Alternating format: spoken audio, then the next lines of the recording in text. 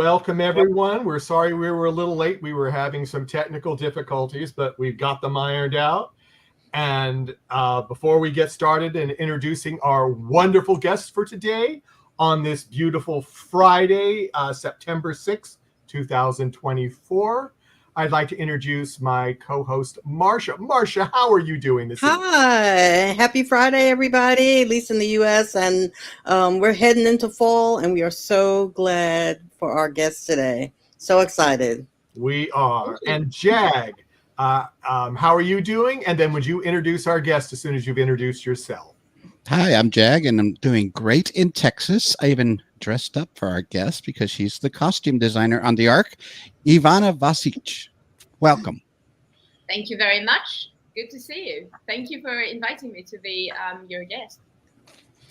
Well, we're very excited that you are here.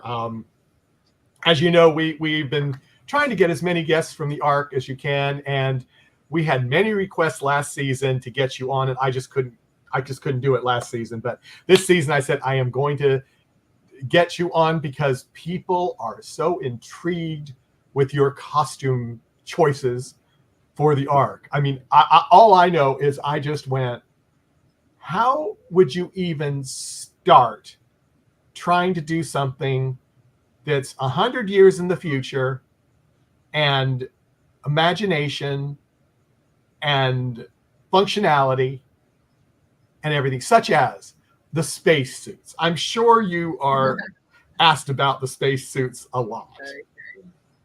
How did you start to even just do it? Everything starts with reading the script, always, then doing the research, and then thinking very thoroughly about it. The thing with the science fiction and fantasy is that those are the two genres that actually made me go for costume design at all in the first place. So I'm a little bit of a nerd. I wanted to become either an astronaut or a trapeze artist in the circus when I grew up as I was a child. So, space is a little bit of a thing for me, and science fiction is very much of a thing for me. So when I got this to do this, I was literally beside myself, and at the same time, I was a little bit intimidated, as you can imagine, because it's all done so many times, and we can't really foresee the future so closely, so we can fantasize. So I did this thorough research. My assistant and friend, Ivana Vasić, and I did both separately research, and we came to the same references, and that is actually that is a better version of research from MIT, which was done by a lady scientist called Dava Newman. And she was actually inspired by disabilities, but actually helping children with disabilities to turn them into abilities. And that's where the idea started from. And then she went on to developing this hypothesis, this hypothetical spacesuit of the future to help astronauts have bigger movement and more comfortability. Because as you know, the compression as it's done still by now since the 60s, the body is compressed with the air pads, with the cushions filled with air. And those suits weigh about 140 kilograms. In reality, yes. And the astronauts, which is not a known little trivia fact, is the human profession with the most injuries of the shoulders. Because there are moments when they have to carry all that weight on their body, on their shoulders, actually. And if you saw the videos, there are so many of astronauts like dropping things in space. They can't get hold of it because they can't really move. So her idea is that in the future there are going to be materials that would be resistant to radiation and cold. And that the actual compression would be done with this net of this metal that is the mixture of titanium and lead, I think. I forgot it. It was like a couple of years ago.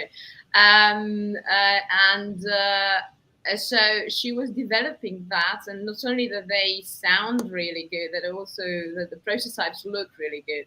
So I got so fired up about it that I talked Dean and Glasner and the network into actually accepting that as a start point for designing the suits, which they did, and which I was really thrilled and grateful about, because I'm a little bit of a nerd, so everything has to be explained, and the world has to be believable. So that's where we started, and then I gave this entire expose to each and every actor, so that they actually know what they're wearing and why it looks like that, and that there is an entire pseudoscience on my behalf, but actual science on the behalf of MIT behind it. Did you find that exhilarating, that you got to do this research and you found out this stuff, and then you could actually bring it to life? I was beside myself, really. I mean, how often does it happen to actually be at like the right place, right time, to actually get, a little bit? I mean, I have never seen those real suits in reality with my own eyes. I only saw them on the internet and I was reading about them. But how many times can a designer get so close to something that is actually being researched at the moment? Yeah, that is. So what I'm going to do is, if some people are new here, I'm going to go through a couple of questions from our hosts online, who's live with us, and then I'm going to go to the chat room and I'm going to throw up some questions that you have in the chat room. So if you have any questions for Ivana, please post them in the chat room and I will try to get to them. We probably don't have that. We've got about an hour with us, maybe, or a little bit less. How long do you have with us? We didn't get to ask you offline because we're having problems. About an hour. About an hour, yeah. Or a little bit less than that? I have more. Well, okay. Well, we do have somebody coming in 3 hours, so we can't go any more than 3 hours. Anyway, and okay. So let me see. Let's go to Marcia. Marcia, you go ahead. Okay. Yeah. I am so excited to talk to you because I administrate the ARC series fan group, which you're a member of, and we have a thread dedicated to costuming, and we have a couple of questions from people who may or may not be here, but I'm going to ask my question first. And personally, it's really fun for me when I have I've seen some of your work before I even came to the ARC. I watched the Outposts, and of course I've seen work there, but also a couple of your movies. One was My Husband's Double Life, which I saw, and you also costumed The Deal. Yeah, which just went up on Electric Now, and I had watched that too. So it's really great to know that you're one of us in as far as being a nerd, a sci-fi nerd. What are some of the shows that have sort of helped influence your or tickle your interest in costuming as far as sci-fi? Well, to be quite honest, it's more books than shows that have actually driven me into loving this. I was a huge William Gibson fan. I was like, the cyberpunk is the thing that I was really up for. Yes. So just imagining those words. I mean, in my first company was even called The Construct, after William Gibson's cities, which are the constructs. And but within the shows, oh my God, there are so many. I mean, we've been in productions and shoots like continuously. So there are so many that I actually did not see because there was no time to watch any television. The science fiction has always been, that realm that actually allows one to go crazy, but then at the same time to be very careful about how crazy and in what sense they are going. So I think as a genre in completion, from the like very bonkers things to very like seriously, and thoroughly research things, I think the entire opus is actually what drives me. From some shows, I like more, some I like less, but it all depends less on costumes and much more on the world itself and on the story itself. Mm-hmm. When fans think about costuming a lot now, we kind of look toward personalizing them for maybe wearing at a convention. So have you seen yet someone try to costume from the either the outpost or the ark yet? I actually have seen some from the Outpost, not the Ark yet, but the Outpost costumes I have seen. I was very proud to be like the only Serbian designer who has cosplayers. I saw some Gwyn's and some Talons. Hmm.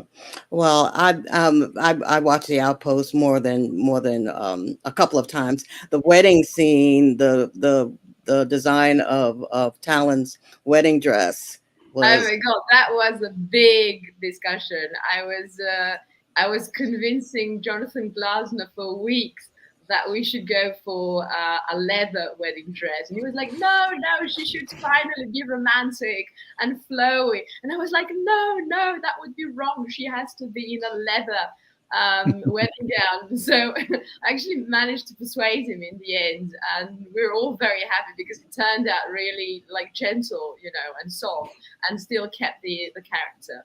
it was beautiful. Okay, I'll turn you back to Michael. Thank you. Thank you. Well, I guess I'm next. So Yeah. first, thank you for coming. Very And welcome. Thank you and for having me. no problem. And I guess my first question, I have not much of, I'm out of my field on costume, so bear with me. I'm a 5-year-old here. But how long does it take? I guess you read a characters from the script, and you get an idea, I'm going to guess. And then from that, you start coming up with drafts of what a costume for that character is. Can you kind of give us a process of how that works? So if I'm a character on the show, how would you develop a costume for me?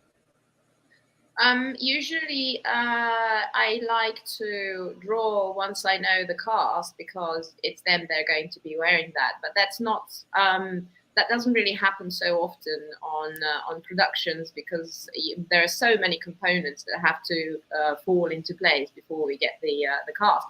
That I have to be very intuitive about it, and then sometimes plan ahead before I actually see their faces and bodies and talk to them and actually feel their character in person. But usually it should go reading,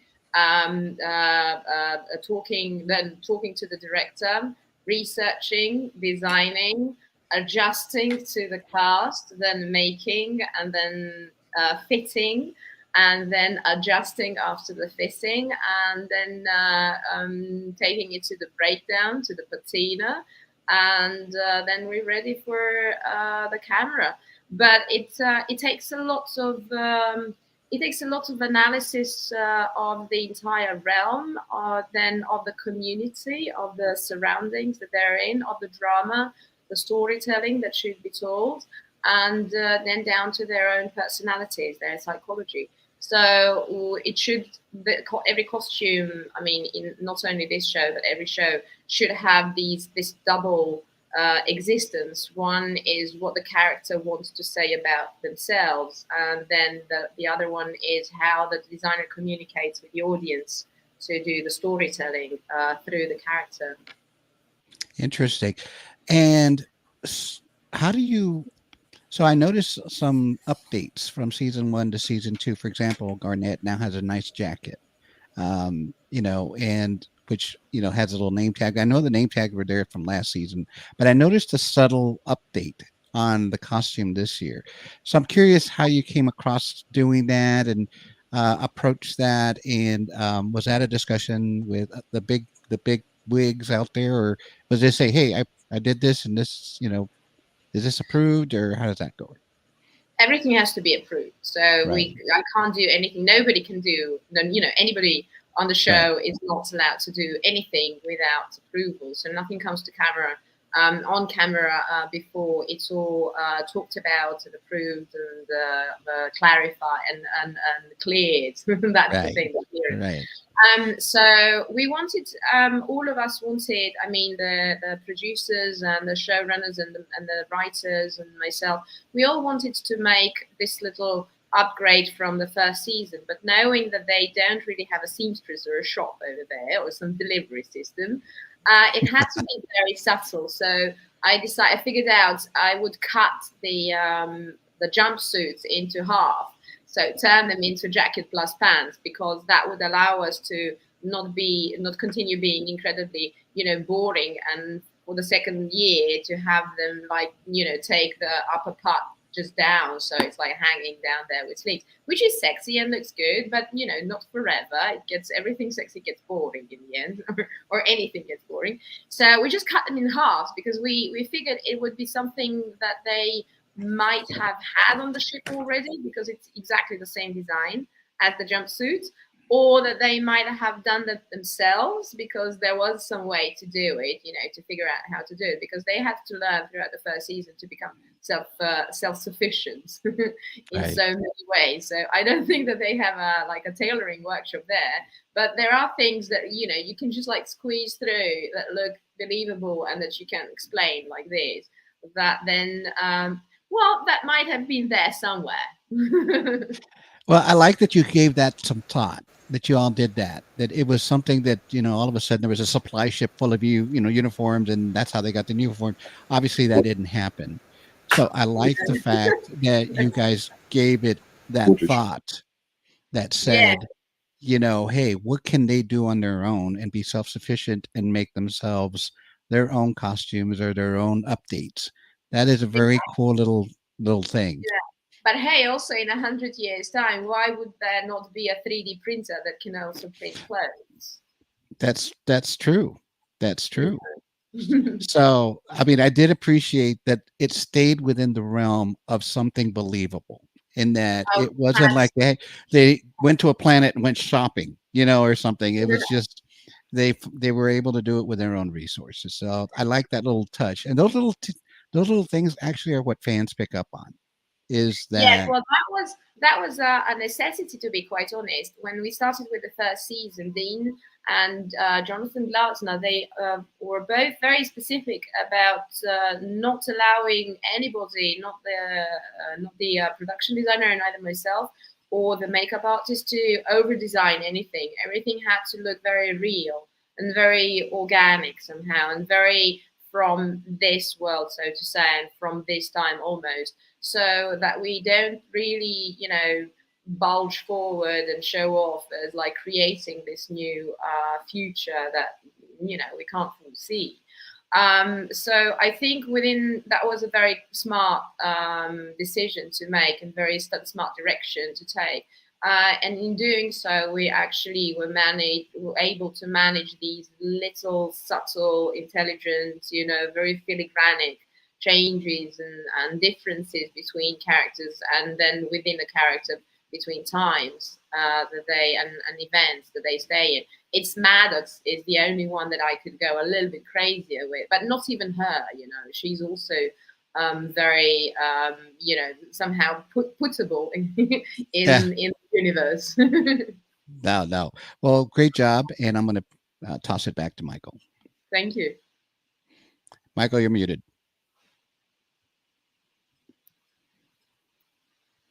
Michael, you're muted. You're muted. Can't hear you. Never mind. I just remembered I had to do this because they were vacuuming by me, and I forgot I did that. Thank you, Jag, for telling me. You're welcome. IDEMO. How do we pronounce that? Idemo. Idemo. Yeah, Ivana, that's one of the ones. And now here's our first question. Archaholics in the house. Ivana, we are so thrilled you are here. Will we ever get a chance to see you on screen? I know you have acted before, and your husband has made an appearance in season 1. So that is a good question. Are we going to see you, or aren't you allowed to say anything? No, you're not going to see me. But we're seeing you here, so that's wonderful. Yeah. That is wonderful. So ARC 54, you just have to bear with us that we have her on here. We probably will not see her on Elizabeth Bowman says, hi, everyone. Welcome, Ivana. Thank you. And Elizabeth Cooper asked, the ARC fan group absolutely loved the designs you have created. I look forward to each episode to see if there are any new designs. Oh, that fills my heart with joy. Thank you so much. And here is one of our long distance people who's in Perth, Australia. Hey, everyone, your resident gift maker is in the house talking about an hour. I guess that's when I said how long we have with you. That's about how much sleep I've had. So it is, at his time, it is 1:30 in the morning right now. So he woke up just to be here, and he tries to come when he can. And yeah, and let's say someone's saying Talon's wedding dress was amazing. Off of what Marcia said on hers. And I agree. I watched the entire 4 seasons of that show, and I really enjoyed it. I was so upset when it got canceled, but I mean that finale was something. I will say that. Yes, we all love that show. We all love working on that show. Yeah, and Susie says Susie Bonebright says she is here. Yeah, thank you. I just realized that I'm muted. Yeah, I'm bad. Yeah. Michael's me. See, everybody's yelling at me. I know. And you fixed it. Yeah. Yeah. Okay. Nathan, you need to ask a question and not, comment on me. I'm not worth it. And then Susie says, I have been amazed by the costumes that you have designed. And I will thank you so much. Second, third, and fourth that. Before we go back, what has been your most favorite costume? Any series you've done, any movie you've done, what's been the one that you have enjoyed the most to create? Or is that a very hard question? That's a big, hard question. Would you rather skip it? Oh my God, it's so hard. You want to think about it a while and we go on to somebody else? They might give you a worse one. Yeah. And then I've done so many different things in my life. Okay, well, let's take it just one. Let's do for The Outpost. What was the wedding dress the favorite? Or did you have another one in there that you liked? It was one of the favorites. I loved all of Aaron Fontaine's costumes because when his kingdom appeared, him and his mates appeared, the producers told me, well, there's something like, I was like, so who are they? Where did they come from? What's it all about? Is it cold? Is it warm where they come from? Is it what it is? And they said, well, there's something like gladiators. I was like, okay, I'm going to do Slavs. So, and so I put so much Slavic heritage in those groups, especially, and he was the first to begin with when I was like breaking the ice, just like, touching if shopping, if they, the producers are going to accept it or not. And I managed to put various ancient Slavic groups and nationalities and tribes in that, with all the insignia and then the tattoos and the iconography and the runes and all sorts of things that they actually allowed me to then continue putting even more. So I think that was the big breakthrough. That was the big moment when I decided that had they gone to Northern Europe to shoot, they would have gotten Vikings, but since they came here, they got the Slavs. And for the American audience, is somewhere close to Vikings. They can't really put their finger on it, but it's they can have they can take it. So I think Tobin, that was his name. I think with him started this like range of just like bulldozing, Slavic heritage in there. So I loved him. I loved Gertrosha as well. I also loved that I was able to do, the old Slavic crown for the wedding between Tobin and his bride, unplanned bride. And then, of course, all of Talon's costumes. With a wedding dress on top of it. It was huge fun. Jessica is such a sport to work with. It's incredible. She's literally like an action figure. But then the machine was really fun to do as well, because there were all those, villains from like rich Russian families. And then I was putting also the 90s, the local 90s from Serbia into Russia and merging the two. So that was not completely historically correct, but I made it a little bit more colorful. And that was a real fun to do. And I was putting so many local designers in there from Belgrade to just spice it up a little bit. So, you know, there are hundreds. Don't get me even start going into my puppet shows or things. It's like, it's massive amounts. I don't know. I designed it like thousands of costumes so far. I really can't pick one. Yeah, well, I figured that was a mean question, but hopefully this question will be better. How much time do you have? Like, let me go through my biography so I can remind myself of this. Oh, how about what hurdles have you had with making costumes? And what did you have to do to overcome it? Well, that's a really good question. To go back to the compression suits, Dean was directing the pilot episode of the first season, and he's all like sweet and he likes to play and everything is like, but he likes to have the hardest days first. And then we were talking about, so how many compression suits is that? We went from 50 to 140, and then that's also 140 or 150 helmets. And then we pulled off I was like, do you know that we're in Serbia, like we're really good with traditional materials, you know, like wood and iron and leather and wool and stuff like that. But like plastic, like how do we do 150 helmets? And that was an insane situation. By the time everybody approved, like there's so many people to approve things, everybody approved the helmets and the compression suits. We were down to, I think, 3 weeks to the shoot, and we had to manufacture 140, 50 of both, you know, and in sizes and stuff.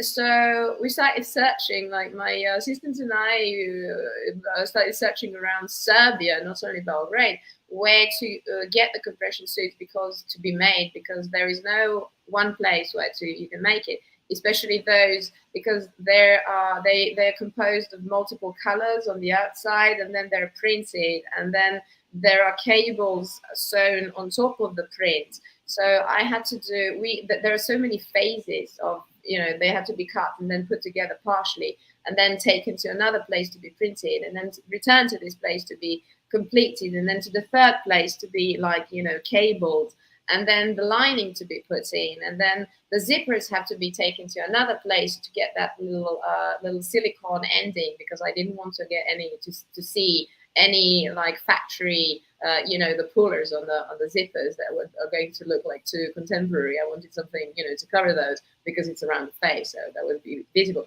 So that's a fourth place. And then everything has to come back and to be tested and fitted, and then refitted, and then, you know, taken in and out, and etc., etc. I was doing the graphics, so I had to do the printing prep for each size for both male and female, because the shapes are different slightly. And then once you take it into the printing, because the fabric is like this scuba like fabric, it's stretchy on all sides, so sometimes it goes a little bit, so then the lines are not really there, so then I would have to like draw the lines on people, so, you know, that was absolute insanity. And then the factory that it's not a factory, it's a little workshop that accepted to make the helmets.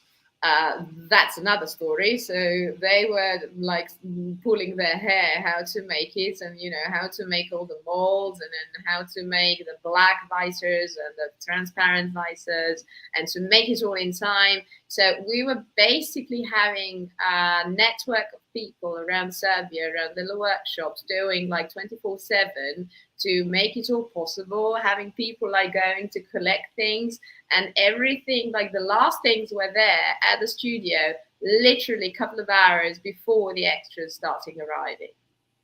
Oh, Wow. I can't even imagine the stress. And oh my, Nathan, that was a mean question. And then Also, all the sneakers were manufactured in Belgrade in a shoe factory that's owned by people who became friends over the years. So that was also happening. They were importing the soles from Italy, and then we were buying the fabrics because that had to match the suits, the compression suits, to give it over to them. And then the soles from Italy would arrive late, and it's like. Oh, Wow. oh. But then it happens. It's magic. That's the that's what we signed up for. I honestly did not realize you had to make 150 of those Yes. suits and helmets. Wow. I had no idea. I figured that you just had made 20 or 30 and you just reused them, but no. No. In that first episode, there is a massive amount of extras. When they all wake up and when they after the crash, they're all there. Wow. I had no idea. Yeah. I mean, that's with actors included. That's all of them. And okay, now Susie just has a little. I'm just going to post this. You do not have to make a comment. I have seen printed pictures of you, but you look so much younger in person. Thank you. It's an Erschaffery syndrome. Oh, okay. And Samantha Bell says, "I adore Ivana's costumes. They are incredible. Is there any genre or movie or TV that you feel would be a little scary to embark upon, I guess, to do the costuming, or would you consider it a challenge?" I would consider everything a challenge, but reality period is always scary because that has to be very, very truthful, very proper. So I've never done that before. So I think that would be a real challenge and a little intimidation, but I love challenge. Well, that's good. I mean, I'm sure you've had, we can see you've had a lot of challenges so far in the arc. And we're only on season 2, right? Yeah. Yeah. So according to what Jag and I have slipped a couple of times, I started talking about season 5 the other day. And I think he started talking about season 4.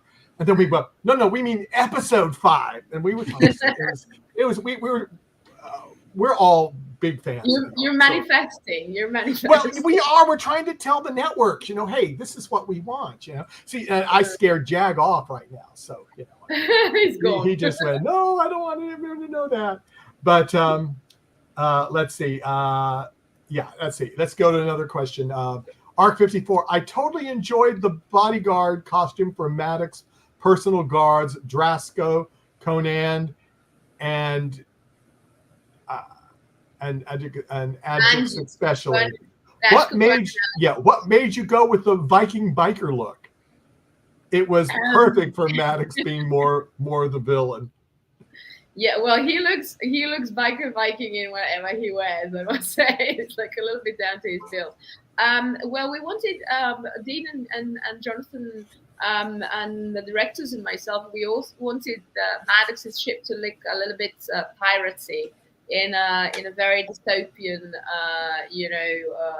fascistic almost sense. So everything, like a lot of things were allowed there. It was corporate, but then it was menacing and mean, also in that little dark way. So I was allowed to have a little bit more of a play there. and once you get a character and once you get cast for a character, it's really fun to build the costumes and the entire look together with them. So, very often it happens that when I'm in the fitting, because I really love my fittings, it's an event, that's where we create, where I come together with, with the actors. I allow them to also, have their say there, not only actors, but the extras and the non-speaking roles. And very often it like little magic events happen, like with the Drasko. It's always fun to work with him. Yeah, then Nathan followed up on his question. That sounded stressful, but that's amazing that it got done in the nick of time, and I totally agree with that. Yeah, it was a photo finish. Yeah, it takes a lot of street skill, I think. Yeah. Go around, persuade people, push, getting drive things around. go and collect. You know, you wait for somebody to come to your place at like 3 o'clock in the morning to bring you stuff. And then you take it at 5 a.m. to the studio. That's what Ivana Vasić was doing, my assistant. Yeah. Well, before we go to Marcia, I have to say we have gotten some likes on Facebook. Jay Simmons, Alexander Rudic, Milan Khan said hi. Hi. Elizabeth Olivia Cooper. We've also got Samantha Bell. Whoops, sorry. Samantha Bell and Ivana Ivka and Elizabeth. Yeah, Bowman. that's yes. So, friends. Another friend. Hey, it's good to have friends, you know. It's good to have friends. Yeah, but let's head over to Marcia. I'm sure she's got something that's going to stump you. I'm sure. Now, would I do that? No. What we're continuing to talk about the costumes for the season and the entrance of Dr. Marsh, and he has a totally different look about him. Which how did you work out what he was going to wear? He's kind of elegant. Well, that's very much down to Yadran's personality as well. I did want the doctor to look smooth and professional because, as I said before, Maddox's realm is a little bit corporate. You know, it's not only rock and roll; it's very much corporate to begin with. And then he went rock and rolling. So Marsh being a sort of a pillar of stability of that place, I wanted him to be smoother and simpler in a way, marbly compared to the others. So that's the turtleneck and then just the kimono on top. And I also wanted to have this feel of the medical staff uniform. But then brought to another level, which would go Japanese way for sure, because on a spaceship you wouldn't want to have too many buttons. You would want to have wraps and zippers and velcros and things that are spaceship friendly. So the easy thing for that was to choose to go for a kimono sort of thing, which would be a uniform. And would also make him look very sleek, but also working. Mm-hmm. So I imagine that you design. Do you design some of your own clothes, or do you design all of your clothes? Or I love shopping and I love designing as well. So I do design every time I have a premiere at the theatre, for instance. I design a gown for the premiere, because that's so much different to when you finish shooting. But I don't really have time to design clothing, like normal clothing, everyday clothing as such. I'm always in production or at a theater or somewhere. So, but I do want to do that. So, and every now and then there are little runs of something. Lately I had some bomber jackets. Now I'm preparing something else. So there is this fashionista and fashion designer lurking inside of me. Mm-hmm. So do you get to keep or any of the costumes that you designed? I imagine you have closets filled with costumes that you've done for the Outpost or other shows. Well, we are obliged as a production. We're obliged to conserve and keep costumes for the shows and props and sets for the shows that are going to continue running, and to conserve and wait until they're like dead costumes for shows that are with uncertain future. And then there are projects where the studios or companies or producers want everything wrapped and shipped to America or England or wherever they come from originally. So I do have a costume depot with things collected over the last it's going to be 25 years next year since I graduated, so there's a lot. Oh, wow. And from everywhere I keep some things from the machine. Actually, for instance, I didn't keep anything. We had to ship everything away, only some prototypes.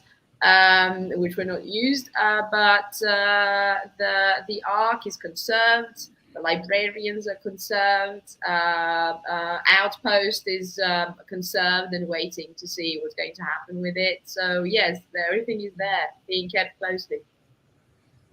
Wow. Do you have Thank another question, you. Marcia, or do we want to go Well, to actually, Jag? I did want to just make sure, and one of our members wanted to have their Halloween costumes for their family this year is going to be the Ark. So I didn't see him in the chat, so I wanted to ask for him. What do you think might be a fun family costume, or is there something that you might suggest for costumes for Halloween? Well, For the the Ark. easiest to make, I suppose, would be the clones or maybe the colonists. That would be quite easy.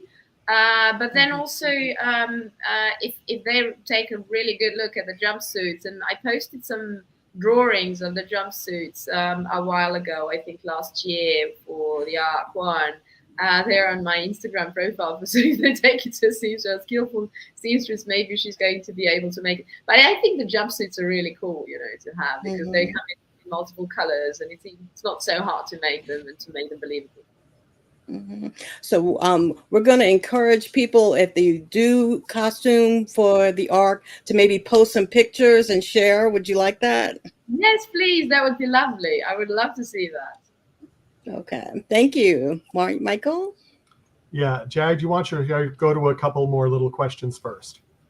Go ahead and do your questions first. Oh, okay. These are just some highs and things. I just want to post these up. So we do try to post them if we can, Anna. And then we have hi. Ciao, Rudy. Yeah.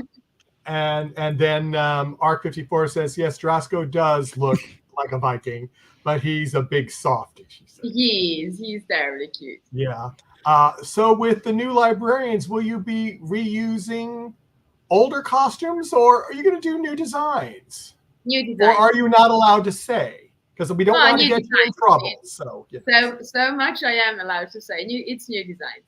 It's all random because it's a spin-off. So everything is new. Everything is new characters, new costumes, right? Yeah. Yes. Well, that is cool. Are you enjoying it? I am massively. I mean, we finished shooting beginning July, so it was a wild ride because we shot the second season of the Ark and then the Librarians, the next chapter in a row without a real break. So my brain was.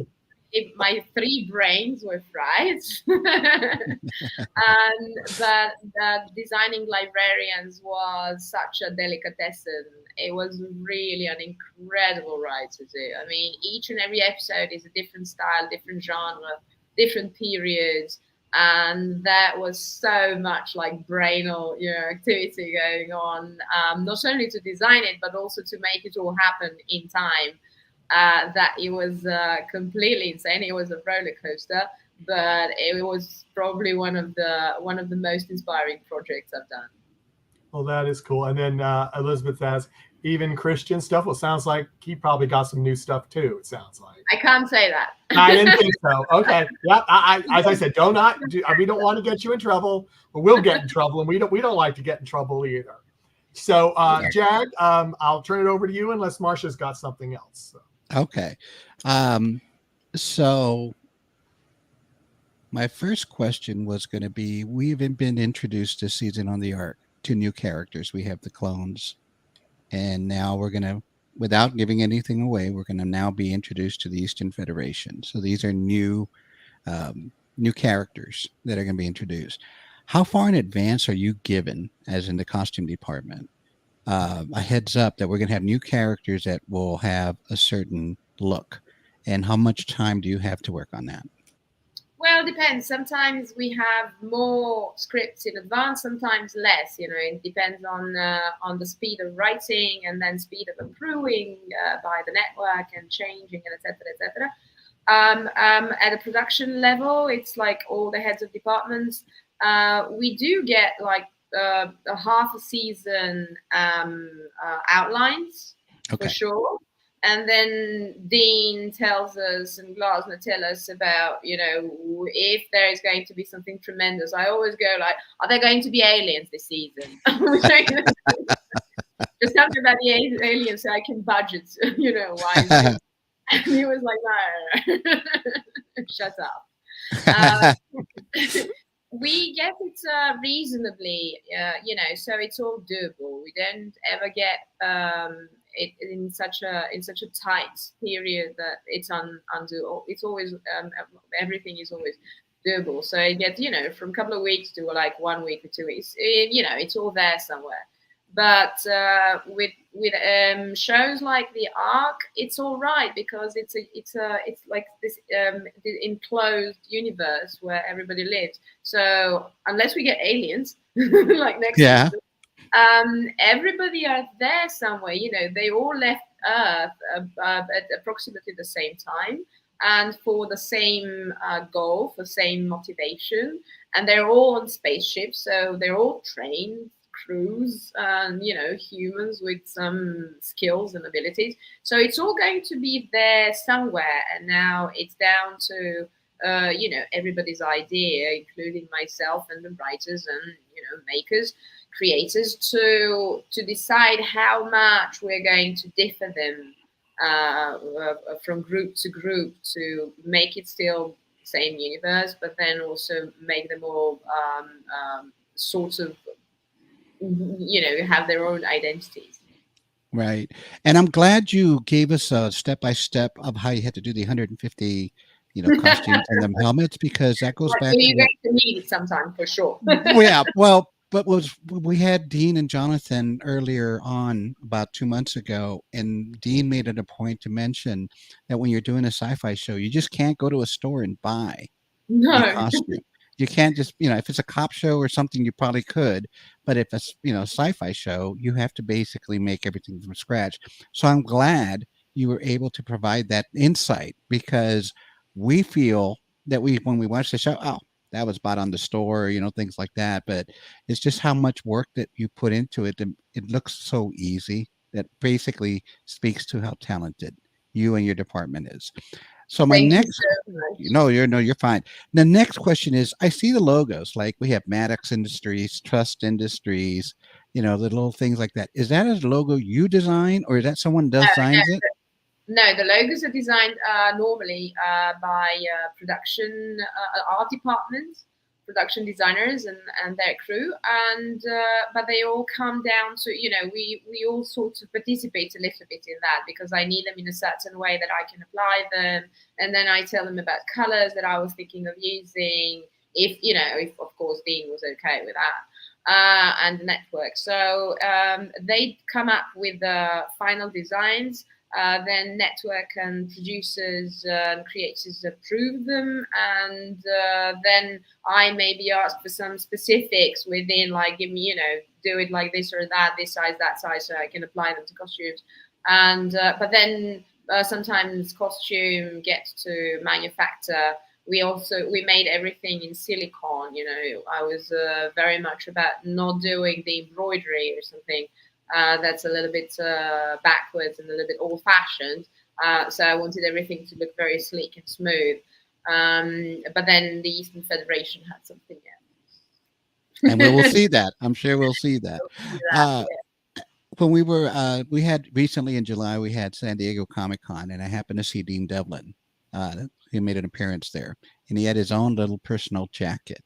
I'm wondering if you're accepting requests for any personal jackets for us. Well, I would have to see you in person to know the size. We had made that one for Dean as a surprise gift, and he was so happy and so moved. And now I'm terribly moved that I see you wear it everywhere. It's like my heart is full when I hear that. Yeah, that was a beautiful, and it had Devlin on it. And I was like, okay, so I need to book a flight to Serbia. Is that what you're saying? So exactly, yes. Okay. Wait for it being made, have fun around city, and like that. Yeah. Okay, there you go. So how did you get started? How did you get started doing costume design? Was it something from the very beginning that sparked you, or do you have a family member that inspired you, or how did that work? Well, I always wanted to be. I always knew that I was not going to go to, to work, to a job. Um, from a very young age, I wanted some to do some piece of art, some we call it in Serbian. There is a word for that. It's called deed. I didn't know really what it meant, but I knew it didn't mean that I go to work in the morning and come back in the evening. I come from a very unusual family. There are lots of there are some lawyers and doctors and things, but then my parents are very unusual themselves. And I've always been gifted for all sorts of arts. And my first education was music preschool. And then I started with ballet, and then I went into gymnastics, and then diving, and then I had bands. I was a singer of bands. And I tried all sorts of things.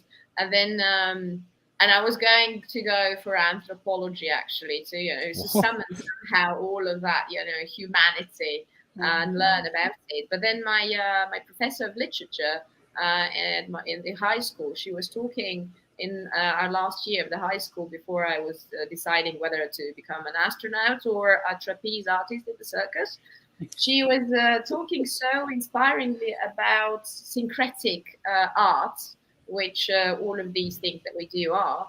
And she said it was a playground of multiple artists where they all take their participation with the fullest of heart and the fullest of mind, and nobody's bigger than anybody else, nobody's lesser than anybody else. And when you read a critic about some theatrical show or a film or anything like that, where the syncretic art piece, and if it is talking particularly positively about one aspect and not the other, it does not work. The only one that's worked really is when magic happens and the audience just like perceives it all at once. And I thought that was so magical that I actually got completely in love with the idea. And having migraines as a child, I knew I was not able to be on stage whenever necessary. And having been very fashionable since my mother taught me how to sew and make collections for my Barbie dolls, I thought, well, that's what I was going to do, actually, to make my life fun. So I used all these, arts and skills and sciences to actually create characters, and I couldn't be happier. Well, let me just say, given all that we are very lucky to have you doing these costumes, because they do lend life to the show or the characters that we're watching. So thank you very much for your interest and your dedication to your art. Back to Michael. Thank you. Let's see. I'm trying to think. Okay, Nathan wanted to make a comment here.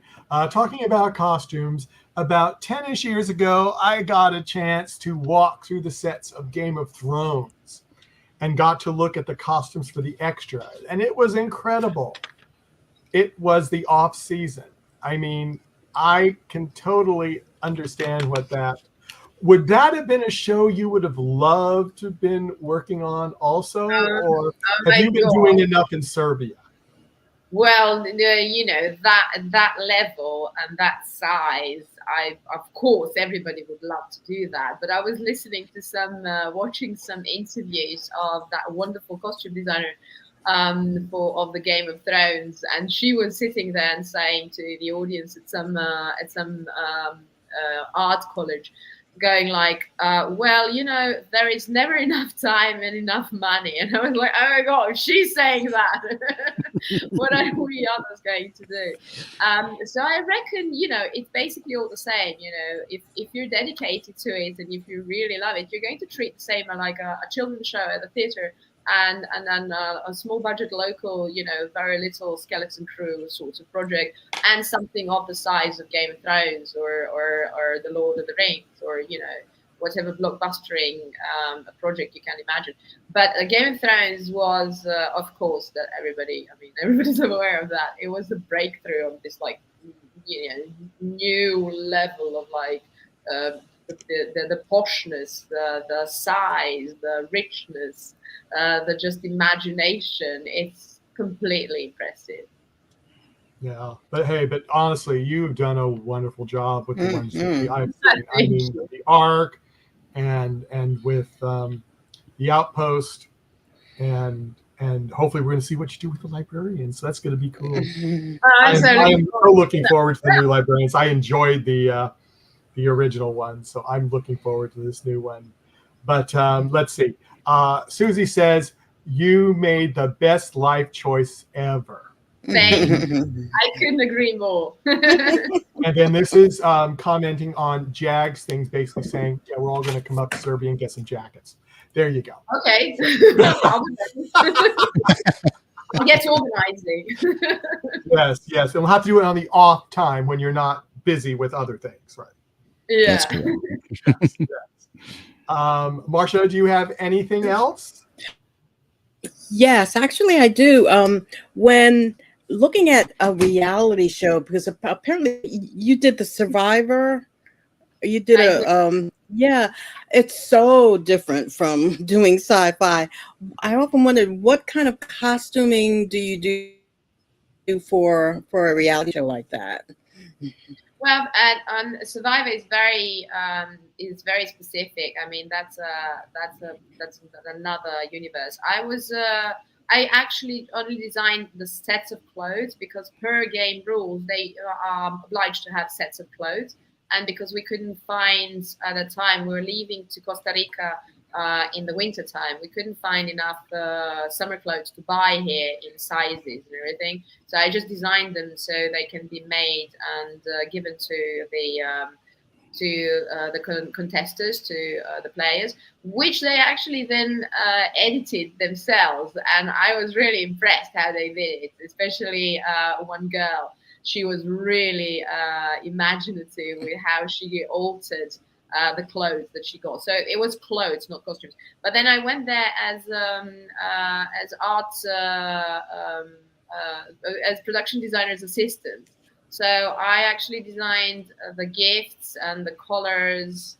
I chose the colors for both tribes, and then I chose also the Aztec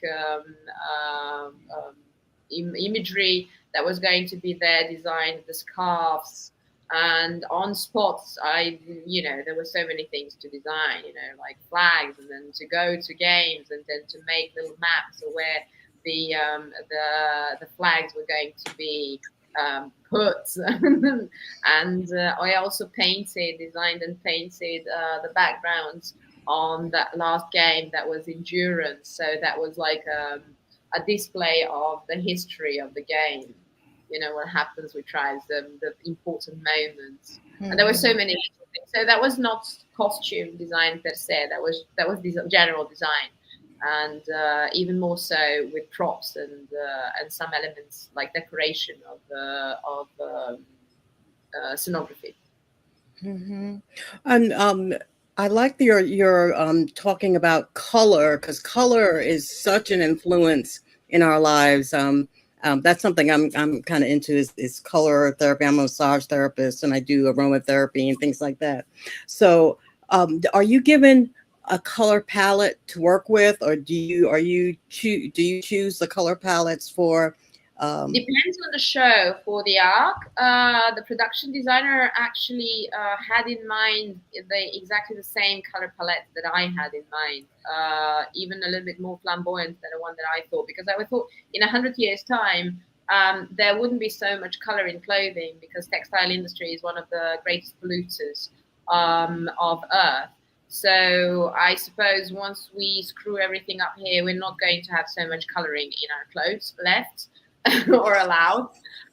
So that's why the arc, everything is slightly bleached, and the colors are subtle and not very strong. We did have to have some color palette so it doesn't become completely boring. But if you pay closer attention, there are no colors that are really strong there. And that's what Randall and I really were in sync with, to choose such a palette that's going to be very subtle. So depending on the project, sometimes I do get a color palette, sometimes I don't. I invent it myself. For librarians, for instance, Dean's idea was instantly that it should be very flamboyant, it should be very colorful. So that's how we did it. But for the arc, we went for a different sort of palette. You said before, I think you said the earth palettes, the neutral kind of the lots, right? Yes. The color palettes, yeah. Yes. Yeah. Let's see if we've got any more comments in the chat room. Oh yeah, I had to. Nathan wanted to apologize. He has to go back to bed because we have another podcast in 2 hours, and he says he wants to get up for that. So he wants to get another 2 hours. Nathan, thank you very much for joining us. Thanks, for Nathan. An hour, and we will see you in a couple more hours.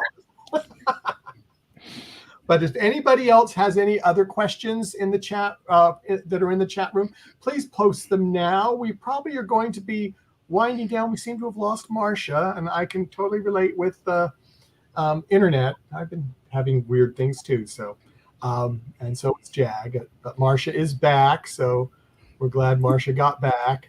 Thank Hi, you. Marcia. Sorry you disappeared on us. Jag, do you have any final questions? Yeah, or? I have a couple of more. Okay, good.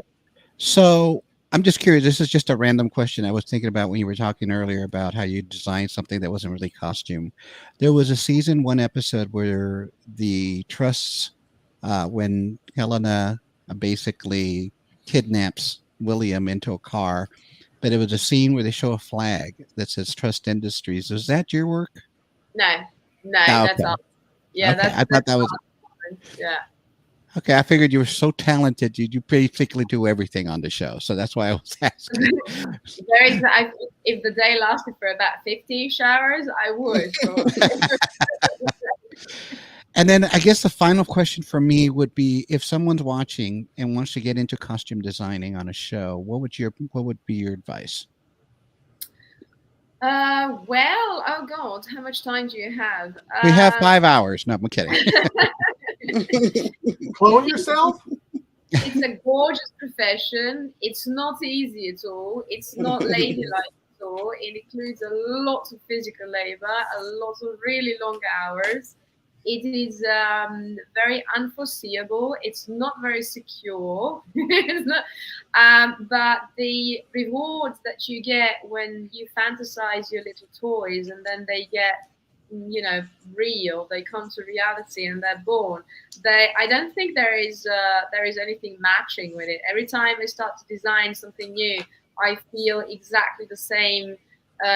Body and emotional aspects like when I'm in love.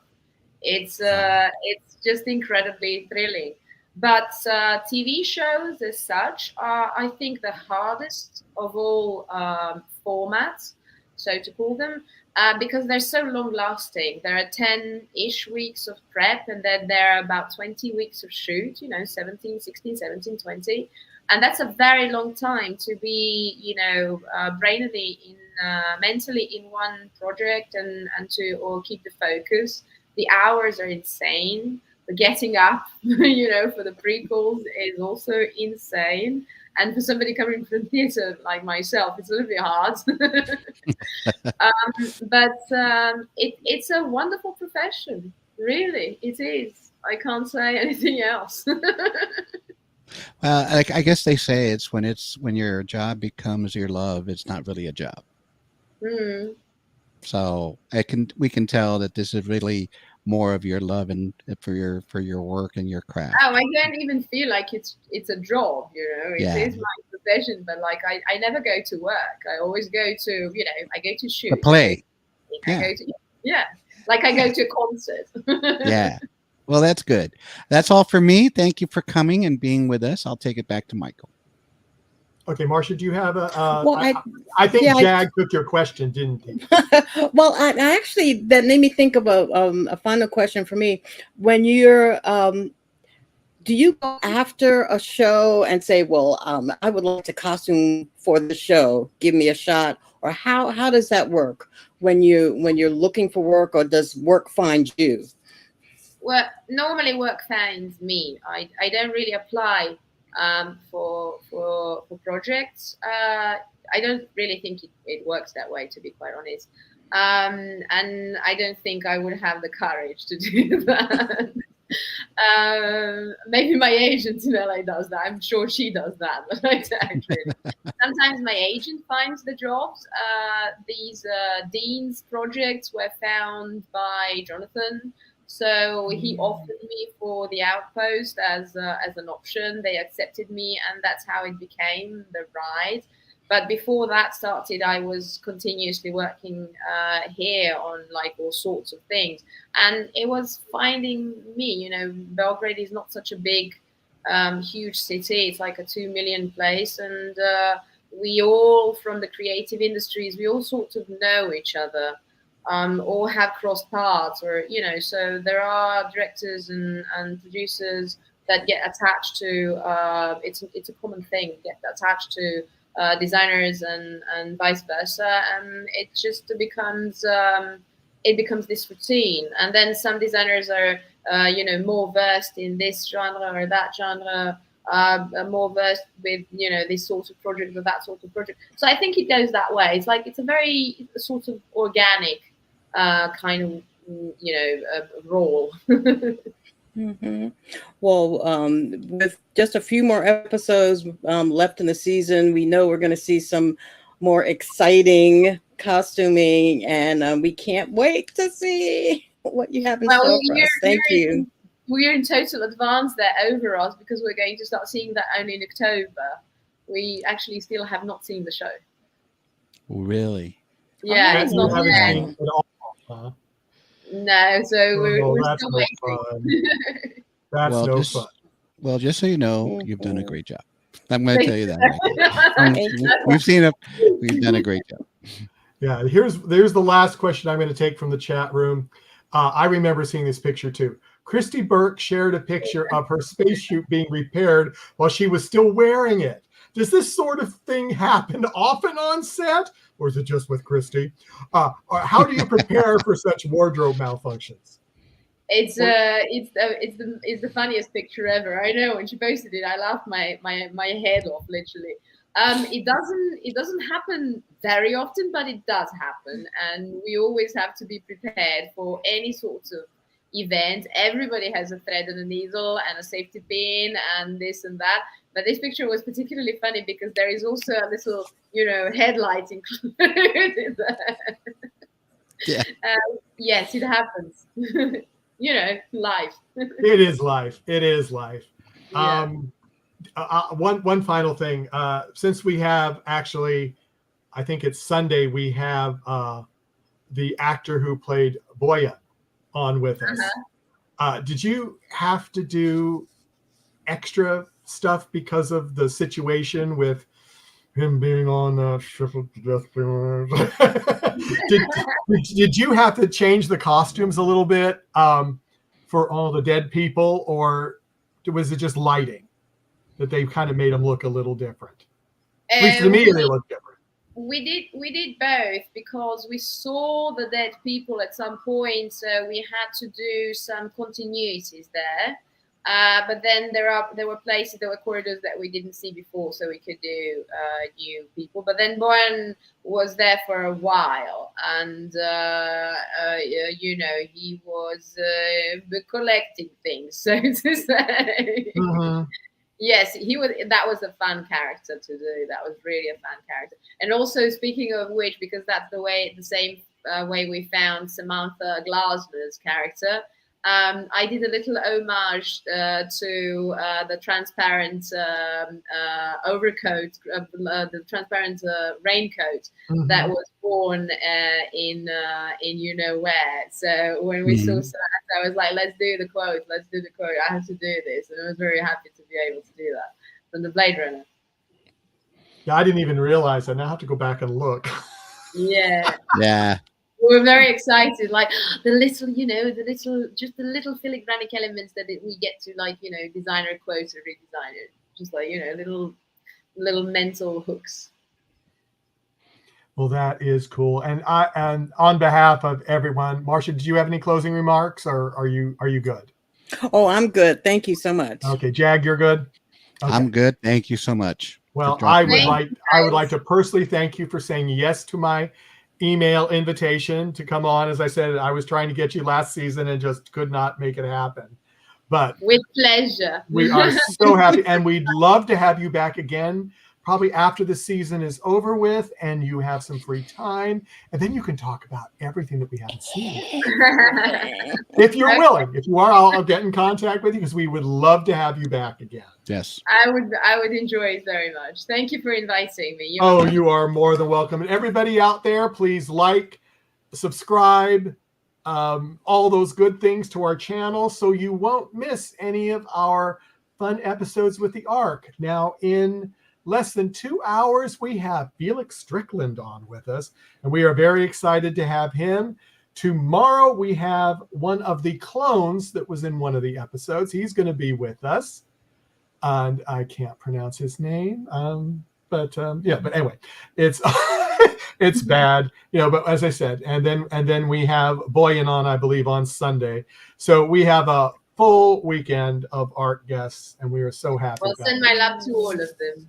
I will do that. And if you want to drop in on them in the chat room, you're more than welcome, or even surprise one or two of them. Just email me and let me know if you want to surprise them on air. We have done that before.